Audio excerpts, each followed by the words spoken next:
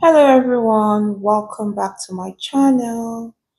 How are you all doing first of all? Okay, I hope we are all doing okay. Hope we're all hanging in there, you know. Okay, so back to business.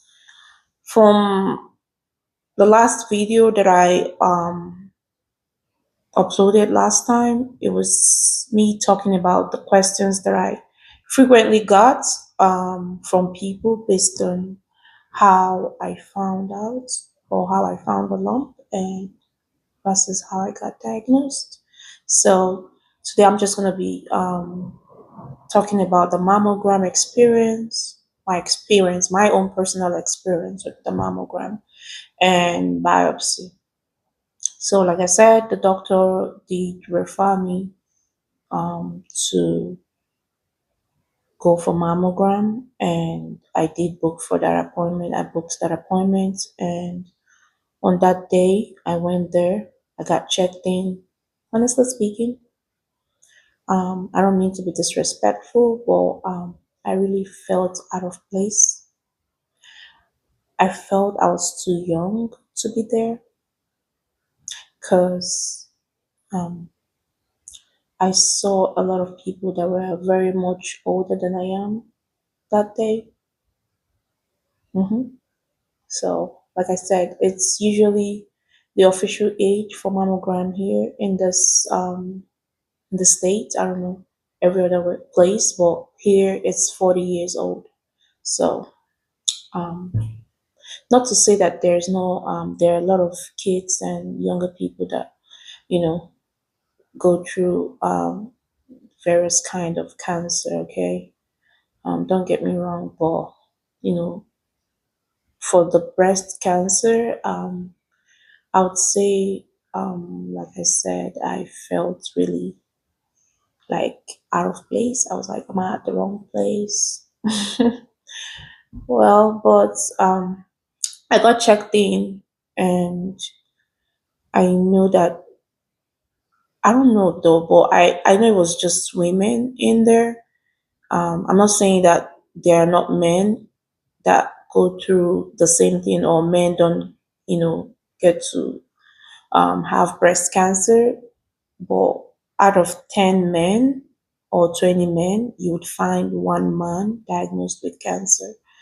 Um, it was just basically women in there that day. And if you were a man that came, with your wife or mother or sister, they're just gonna make you sit out there in the waiting room, and the person that was the actual person that came for that appointment would be escorted inside the inner room with one of the nurses, or one of the medical assistants.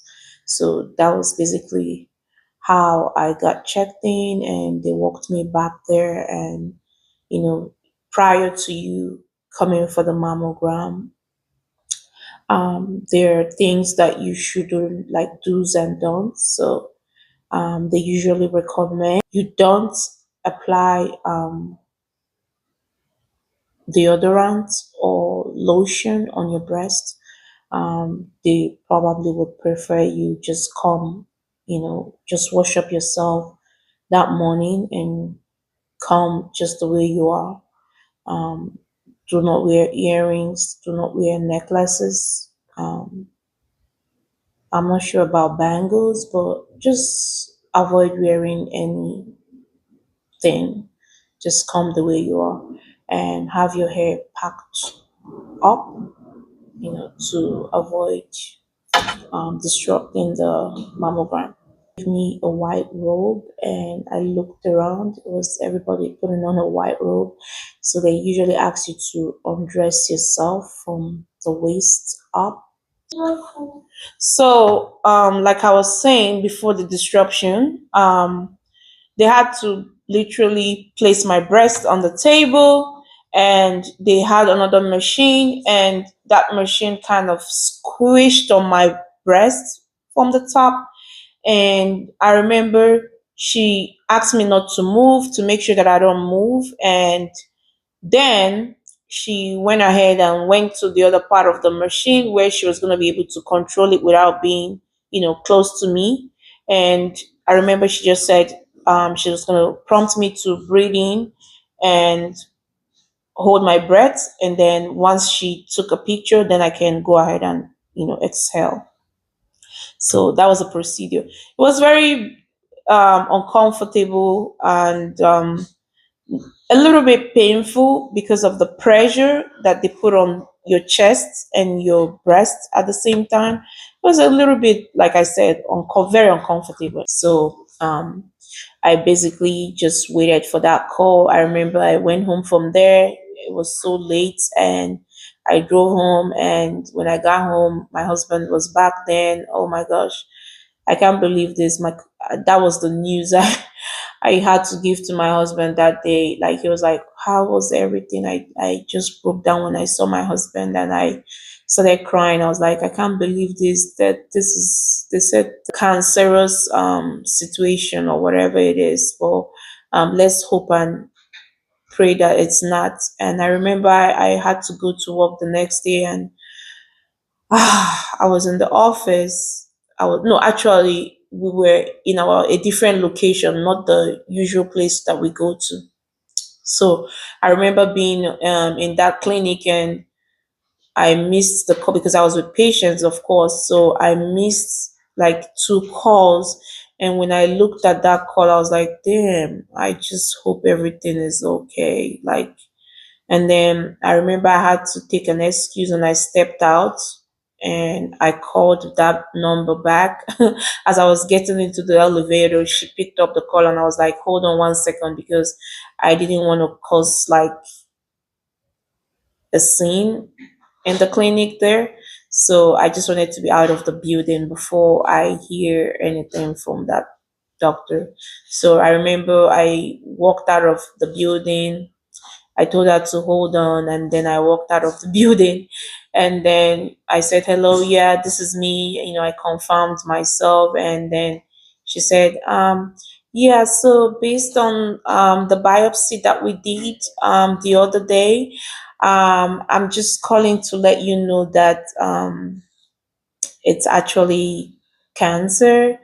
It's cancerous. And I was like, I kind of paused and I told her, I didn't want to talk anymore and I don't know what to say anymore. And I just broke down and she was like, if you are you there alone?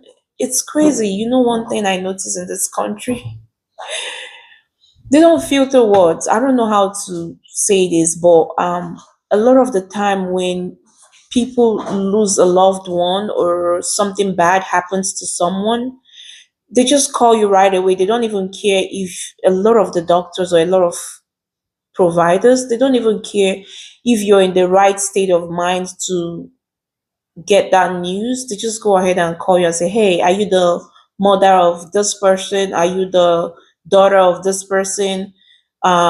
This person just passed, or they don't even ask what your situation is at that time. So it goes back to like what I'm trying to say right now. But when I was like, okay, I don't want to talk anymore, I don't know what to say anymore, she's like, are you okay? Are you just make sure you're safe, okay? Would you want like a provider or one of the nurse to call back and check on you or something?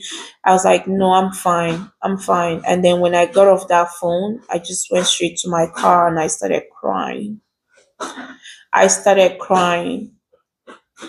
And then by the time I was done crying and I went back to the office, my boss so like my face, my colleagues, they were like, what's going on? Is everything okay? And I told my colleague and what happened or the news I just got, and she was like, oh, call you.